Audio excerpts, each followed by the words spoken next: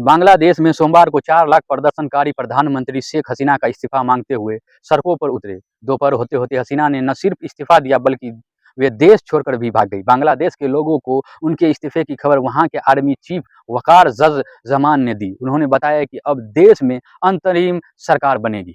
Reports के मुताबिक शेख हसीना ने बांग्लादेश छोड़ते वक्त मांग की थी कि उन्हें अपनी सफाई में देश के नाम एक मैसेज रिकॉर्ड करने दिया जाए। उन्हें इसकी भी इजाज़त नहीं दी गई। वे अब भारत में हैं। कल तक जो उनका प्रधानमंत्री कार्यालय था उसमें गेट फांद कर प्रदर्शनकारी घुस गए, वहां लूट मचाई, खाना खाया और सोए भी। 1971 में जब बांग्लादेश को पाकिस्तान से आज़ादी मिली तो उसकी अगुवाई शेख मुजीबुर रहमान ने की थी। 5 अगस्त को जब प्रदर्शनकारी उनकी बेटी शेख हसीना के खिलाफ सड़कों पर उतरे तो उन्होंने मुजीब की प्रतिमा को भी तोड़ दिया। यह तस्वीर बांग्लादेश के इतिहास में हमेशा के लिए दर्ज हो गई। बांग्लादेश में शेख हसीना लगातार 5 साल से सत्ता में थी। सोमवार को जब उनसे सत्ता छीनी गई तो प्रदर्शनकारी सीधे प्रधानमंत्री आवास पर पहुंचे। वहां बांग्लादेश का झंडा भी फहराया। आर्मी चीफ से मुलाकात के बाद राष्ट्रपति ने घोषणा की है कि गिरफ्तार किए गए सभी प्रदर्शनकारी छात्रों को रिहा कर दिया जाएगा। प्रदर्शनकारियों ने हसीना के देश से निकलने की खुशी मनाई। 5 अगस्त को 45 दिन बाद शेख हसीना दोबारा भारत पहुंची। इससे पहले 21 जून को जब वे भारत आई थी तो पीएम मोदी ने उन्हें रेड कारपेट वेलकम दिया था। इस बार की कहानी कुछ अलग है। हसीना भारत आई तो जरूर है, लेकिन पीएम पद से इस्तीफे के बाद।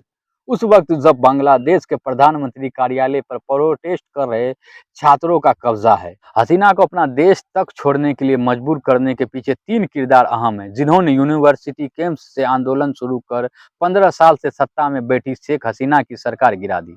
अब एक-एक कर बांग्लादेश के आंदोलन को शुरू करने वाले उन 3 छात्र नेताओं के संघर्ष की कहानी। बांग्लादेश में 2 महीने से चल रहे आरक्षण विरोधी छात्र आंदोलन के बाद प्रधानमंत्री शेख हसीना ने सोमवार 5 अगस्त को पद से इस्तीफा तो दे दिया। इसके बाद उन्होंने देश छोड़ दिया और ढाका से अगरतला के रास्ते भारत पहुंची। उनका C-113 ट्रांसपोर्ट एयरक्राफ्ट शाम 6 बजे गाजियाबाद के हिंडन एयरबेस पहुंचा। एयरबेस पर सुरक्षा सलाहकार अजीत डोभाल ने उनसे करीब 1 घंटे मुलाकात की। ऐसी चर्चा है कि वे आज यहां से लंदन, फिनलैंड या दूसरे देश जा सकती है। हसीना के देश छोड़ने के बाद बांग्लादेश के सेना प्रमुख ने कहा, हम अंतरिम सरकार बनाएंगे, देश को अब हम संभालेंगे। आंदोलन में जिन लोगों की हत्या की गई है उन्हें इंसाफ दिलाया जाएगा। इस बीच राष्ट्रपति ने जेल में बंद पूर्व पीएम और विपक्षी नेता खालिदा जिया का रिहा करने का आदेश दिया। उन्हें 2008 में भ्रष्टाचार से जुड़े मामले में 17 साल का कारावास की सजा सुनाई गई थी। इससे पहले पड़ोसी देश श्रीलंका में आर्थिक संकट के बाद राष्ट्रपति गोटबाया राजपक्षे की सरकार के खिलाफ हिंसक आंदोलन हुआ था। जुलाई 2022 में ऐसी ही स्थिति बनी थी। लोग सरकार के खिलाफ सड़कों पर उतरे थे और राष्ट्रपति भवन में घुस गए थे। राजधानी ढाका में 4 लाख लोग सड़कों पर उतर आए। जगह जगह तोड़फोड़ की। पुलिस प्रदर्शनकारियों के बीच झड़प में सोमवार को 6 लोग मारे गए। प्रदर्शनकारियों ने 2 हाईवे पर कब्जा किया। अब तक 300 लोगों की जान गई है। इनमें ज्यादातर छात्र हैं। बीएसएफ ने पश्चिम बंगाल, मेघालय, त्रिपुरा, असम और मिजोरम से लगी भारत बांग्लादेश बॉर्डर पर अलर्ट बढ़ा दिया है। बांग्लादेश की आर्मी ने देश के प्रमुख पार्टियों के नेताओं के साथ बैठक की। 18 संसदीय अंतरिम सरकार प्रस्तावित की गई है। सेना इस सरकार को बनाएगी। भारत ने बांग्लादेश जाने वाली सभी ट्रेनें रद्द कर दी। एयर इंडिया और इंडिगो ने ढाका जाने वाली सभी की फ्लाइट्स कैंसिल कर दी है।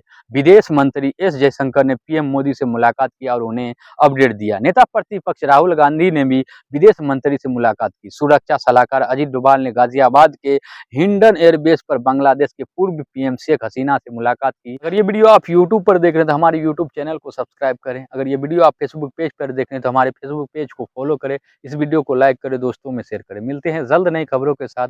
बने रहे देश दुनिया खबरों के लिए द डिजिटल पंच के साथ। धन्यवाद। जय हिंद दोस्तों।